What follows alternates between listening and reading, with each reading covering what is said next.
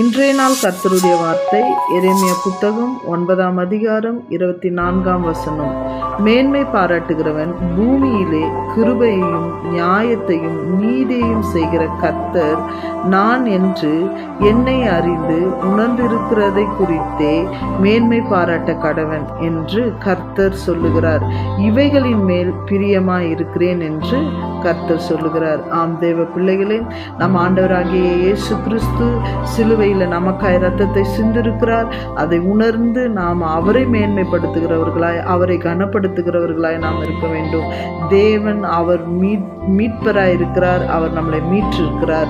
ஆம், நாம் பார்க்கிறோம் தாவீதினுடைய வாழ்க்கையில தாவீது தேவனை குறித்து மேன்மை பாராட்டினார். கர்த்தரின் மேய்ப்பராய் இருக்கிறார், நான் தாழ்ச்சடியேன் என்று சொல்லி கர்த்தரை தன் மேய்ப்பராய் வைத்து தாவீது தேவனை பாராட்டுகிறதும் மேன்மைப்படுத்துகிறதையும் நம்ம பார்க்கிறோம். ஆம் தேவ பிள்ளைகளை, கர்த்தருக்கு உண்டான கனத்தை தாவீது கொடுக்கும் பொழுது தாவீதுக்கு உண்டான கனத்தையும் மேன்மையும் கர்த்தர் கொடுத்தார். வனாந்திரத்துல தேவனையோடு கூட சஞ்சரித்திருந்து தேவனோடு கூட ஐக்கியப்பட்டு தேவனோடு கூட உலாவிட்டு இருந்த தாவீதை தேவன் ஜனங்கள் மத்தியில கொண்டு வந்து அவரை ராஜாவாய் மாற்றி அநேகரை ஆளும்படியாய் தேவன் செய்தார்.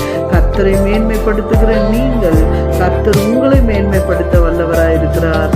God bless you.